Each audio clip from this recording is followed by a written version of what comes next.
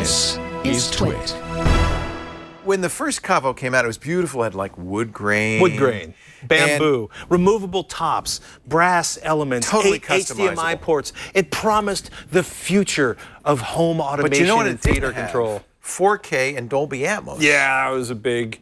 It was one of those moments where you would be talking to people and they'd be like, "We know early adopters have 4K television sets and HDR, and our product doesn't support that. We are aware of this issue, sir." And they weren't like that. They were actually pretty gracious about it. But it was frustrating, right? Because you had this machine that was going to, use a whole bunch of HDMI ports on the back. Send one HDMI port out to your AVR or your sandbar. Instead of buying an AV receiver, you could. You can use this with an AV receiver. You can use it with a soundbar. Okay. The idea, so it's not a big HDMI switcher. It does more than that, right? Yeah. Well, it is a big HDMI switcher. Well, actually, the first Caavo was a big HDMI switcher. The first Caavo had 8 HDMI ports. This one only has 4. All right. So, like, for example, for Shannon 4 and I, in and 1 out. 4 in and 1 out. 4 is barely enough. It's not enough for Shannon because she's got like 18 consoles at home. For most people, 4 HDMI ports is more than enough. You can count them up: your Roku, your Apple TV, your console, your don't forget your TiVo or your cable box. 4 is right in the smallest number most people. Yeah, but I mean, we also DVD travel player, in circles Blu-ray where player. people have a lot of, But like the original one, there's 2 or 3 things going on here. Is one, this one's much easier to set up. So like you plug I have an Apple TV, a Blu-ray player, a Roku player, an over-the-air tuner. The output port, of course, runs on my AVR. It's Ethernet or wireless. They include, should you have your stuff locked away from or in a room or a closet or a cabinet. Are those IR blasters? These are IR blasters. These are in the box. So it does. They're kind of pretty IR blasters, prettier than most. Yeah. They're shiny, but they're balls full of LEDs. And what you do is you walk through and you tell it what. Basically, for the most part.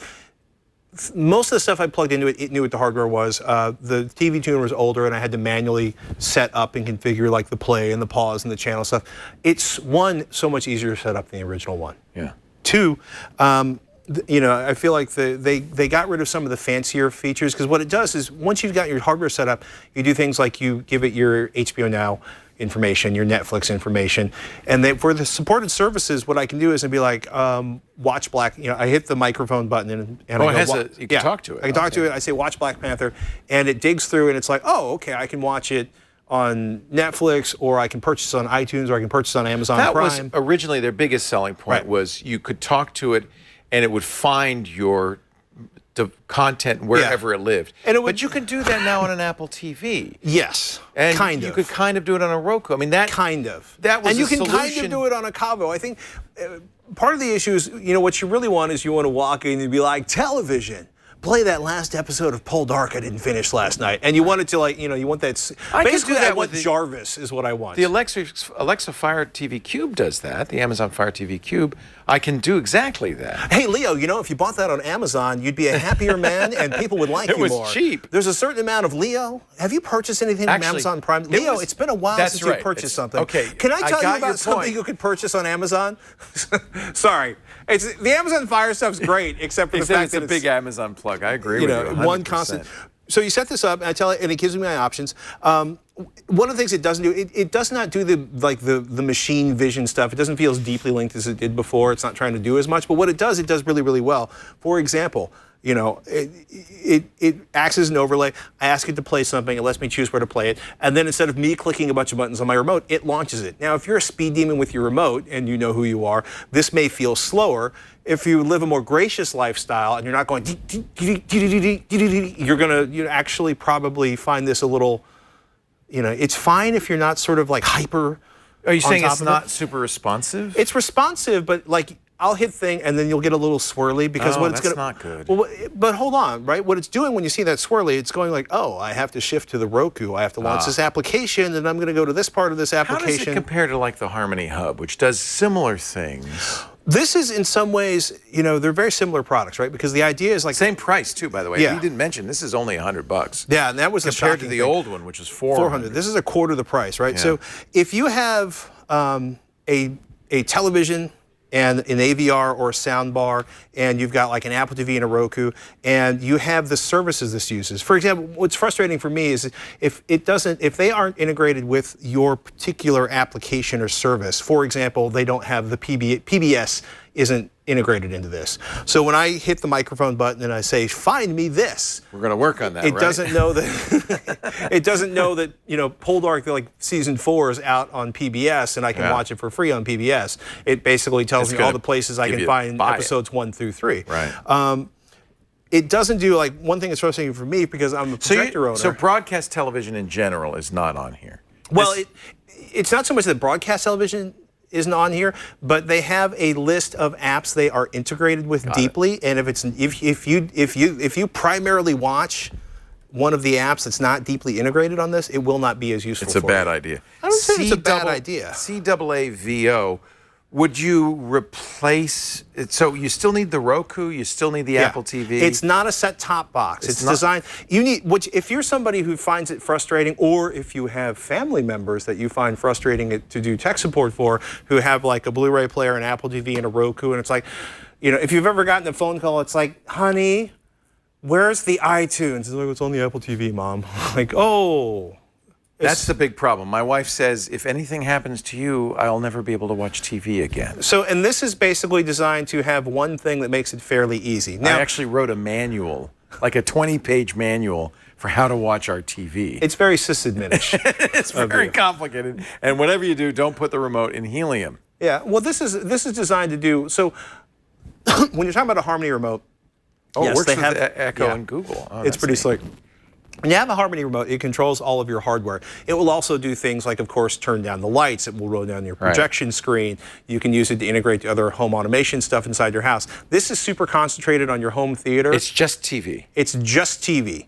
It's much more TV friendly than it is projector friendly, but most people don't own projectors, so I get why they did that. Who should buy this? People who want to try something that's a little more sophisticated.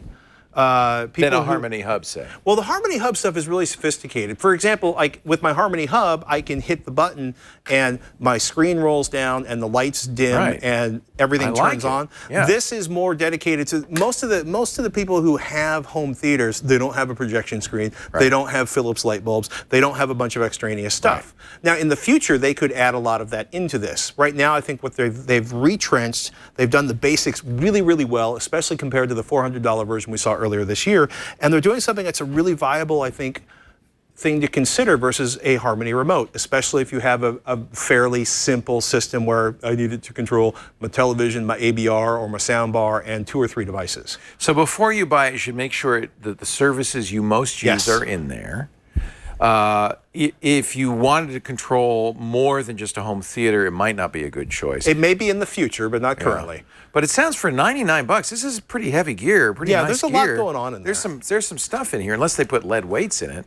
I don't think so. We can open it up. The other issue would be, of course, if you needed more than 4 inputs. Well, if you have an Apple TV, a Roku, 2 consoles, a Blu-ray player, and, you're done. This isn't going to do it. But if you're looking for a way to control, your system, or to hand a remote to somebody and have them talk to it and have it do it, just to make it easy. There's a lot to be said for that. Yeah. Yeah, it's someone who Leo's not allowed to die, because then Lisa won't be able to watch. She can't watch TV. And that's a problem. There's 15 remote controls on the coffee table. You should table. set this up. You should get one of these, set it up, and see if Lisa likes it better. Last night we're watching TV. The Apple TV remote must have fallen in the crack in the sofa, because every time I sat down, it stopped playing. So I had to stand up for the rest of the night. This would be a good solution for that. This would be a good solution for that. I will say, Apple TV in particular, you can press the mic button on this, but a better remote. You talk to the Caavo. You don't talk to the Apple TV Siri. How many times have I said that? Talk to the Caavo. C-double-A. Take the Caavo. Leave the cannoli. Oh. No, wait. $100 though, I have to say. At that price, it's inexpensive enough that it might be well worth a try anyway. Yeah. I couldn't recommend the $400 one. Funny comment down in Twisted Mister. When did we all become too lazy or incompetent to operate a remote control? To launch a Blu-ray on my machine, on my system at home, if I didn't have a Harmony remote or a Caavo, would require either physically touching or a remote for the projector, the projection screen, Horrible. the AVR, the Blu-ray player, Horrible. and I'm not even going to get into the fact that some people also have it triggering things like shades and lights. Right. So the idea is it's not about incompetent to operate a remote control. It's just having everything combined in one place that makes this basically makes the whole experience less irritating. You know, in my day, we would actually get up out of our seat and walk to the TV and turn the knob. Remember, that's why you had children. Remember the whistling remote controls? Thank you, Patrick, for being the guinea pig on these.